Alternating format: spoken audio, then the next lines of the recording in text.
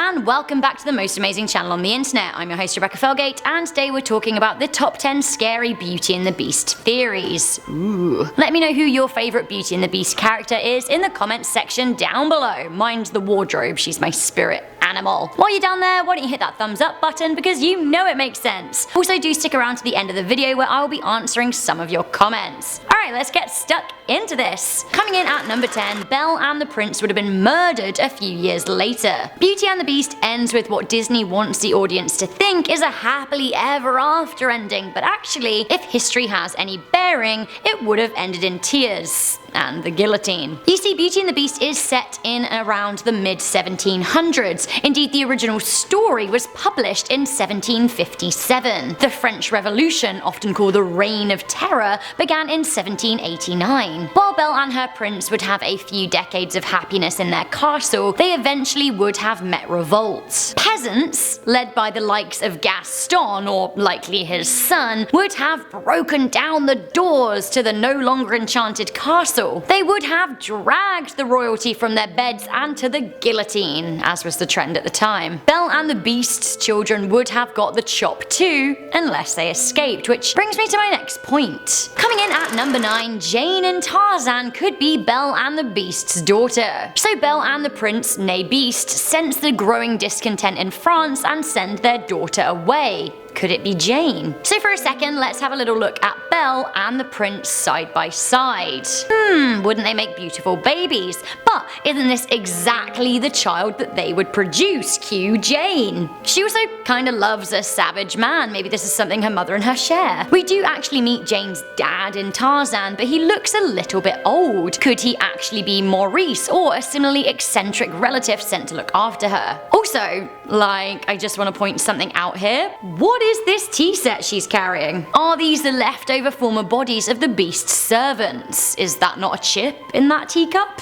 I think it is. Coming in at number 8, Belle's mother died of the plague. This was much speculated upon and discussed as a theory that was actually confirmed in the live-action remake. Between the years of 1991 and 2017, fans had been speculating how exactly Belle's mother died. It was widely theorized that she either died of childbirth or from a horrible illness. The 2017 live-action remake shows that the latter was the case. The word plague isn't ever said in the movie, but we can guess that this was the case from scary clues left in the film. We see Belle's mum beg Maurice to run away with Belle before they become infected. We then see the scary old plague doctor with a big old beak hanging around, basically confirming she died a horrible death from bubonic plague. Coming into number 7, Belle has Stockholm syndrome. A lot of people have pointed out how messed up Beauty and the Beast is. The Beast is literally a beast. He captures a stray traveller, then steals his daughter away as a prisoner. He then makes her eat dinner with him and gives her gifts such as a whole library and dresses her up like a tiny doll. She, forgetting he's holding her prisoner, is totally wooed by his charms. She then starts to fall in love with him. How can we explain falling in love with a horned beast, a literal animal? Well, Belle seems to accept and embrace the beast because of Stockholm syndrome. Stockholm syndrome is where a captive person starts feeling a psychological allegiance with their captors. This is basically where abuse victims start falling in love with their abuser.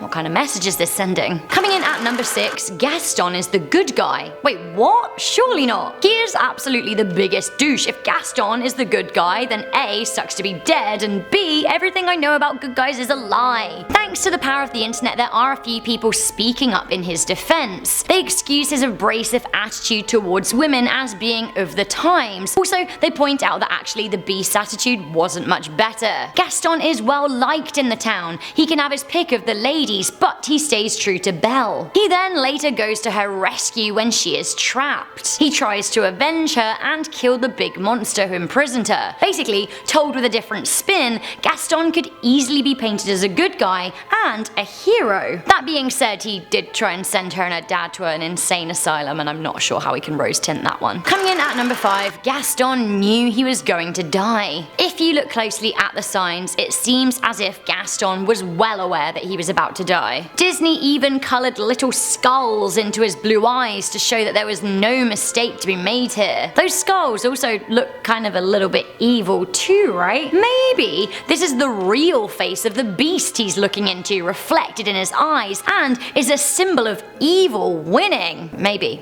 Gaston is the good guy after all, and the beast is the baddie. Although, I honestly really don't think so. Coming in at number 4, Gaston shoots Bambi's mum. At the beginning of Beauty and the Beast, we see a strikingly familiar looking doe grazing and drinking from a stream right near the beast's castle. Gaston, as we know, is a self-confessed master huntsman who kills stags and does alike, using antlers in all of his decorating. Famously. The woods surrounding the castle are rather similar to the woods in Bambi. As a result, some people have put 2 and 2 together and come up with an answer that has the brutish Gaston being the cruel hunter who savagely killed Bambi's mum. As if we needed another reason to hate Gaston. Although actually, by the sounds of this list, maybe we needed some more proof. He's bad. Coming in at number 3, the French village is stuck in a time loop. Is there anything scarier than Groundhog Day, having your life stuck in a continuous loop over and over and over? I'm absolutely not here for it. The only people not trapped in the time loop appear to be Belle and her father, who moved to the village after the spell was cast. There are clues peppered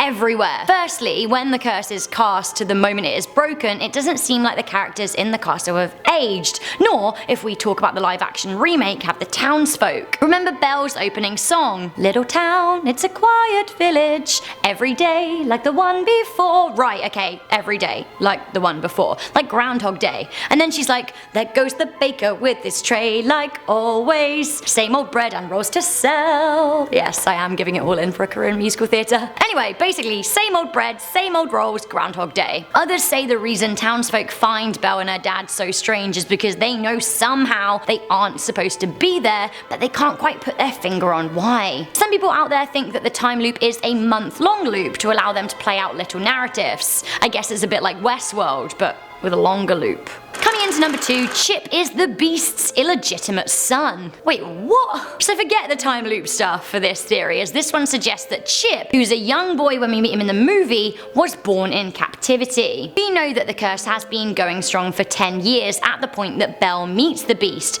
but Chip seems to be a boy of between 5 to 7 years old, which must mean that he was born amid the curse. If he is Mrs. Potts' son, where's Mr. Potts? We never actually meet him, so who could he be? Also, when Mrs. Potts resumes her human form, she does maybe look a little bit old to have a child of that age. She's kind of more like a kindly grandmother. So, whose child is Chip? A theory out there goes that Belle wasn't the first girl that the Beast imprisoned with the hope of breaking the spell. At least one other woman was locked up in his castle, and the Beast tried to romance her, resulting in the birth of a deformed teacup child. As she wasn't his true love, the theory says that once she had the baby, she died from the effects of the curse. Also, you know, pushing a teacup out of your can't be good for you. Finally, coming in to number 1 of our scary Beauty and the Beast theories, we have the Beast does not exist. What? This theory was dreamed up by Redditor Fox in the Snow, who had watched the movie one too many times with their daughter. They seem to draw comparison with the Beast and Gaston both being brutish, ill-mannered and violent. Now we know that Belle loves a good fairy tale and fantasy, and this may have inspired her to think up the whole castle saga. The theory goes that Belle was convinced to marry Gaston by Maurice and does so, as would be encouraged in her situation at the time. She spends their marriage dreaming of a way that she can change her brutish husband and mold him into becoming polite and caring, and actually princely. She imagines a castle filled with curiosity and companions. They're basically there to escape the monotony of her everyday life. They're fantasies drawn up from the fairy tale she submerges herself into. This perhaps explains why none of the townsfolk remember the castle. Maybe it just isn't there. Also, is this why Gaston then tries to send her off to an insane asylum? Maybe she is a little crazy. When Gaston goes to hunt the Beast, perhaps this is her imagining the fighting of the two sides of her husband, or more so, she wants the prince to prevail. Her happy ending is likely just in her mind. Some even go as far as to say that Belle killed Gaston herself in order to live in peace with her fantasies. Wow. So guys, that was the top 10 scary Beauty and the Beast theories. Let me know which you think are legit in the comments section down below. Also, don't forget to let me know who your favourite Beauty and the Beast character is. While you're down there again, don't forget to leave a thumbs up on this video and share it with a friend, and why not check out our Instagram at MostAmazingOfficial. Alright, before I go, I'm just going to read some comments from our scary Cars theories. Disney's Cars, love it. Silverplay said, I'm glad she accidentally scripted 11 because it was nice and they should add bonuses at the end, like if you agree. Yeah, honestly, my mistake is your gain, I'm glad.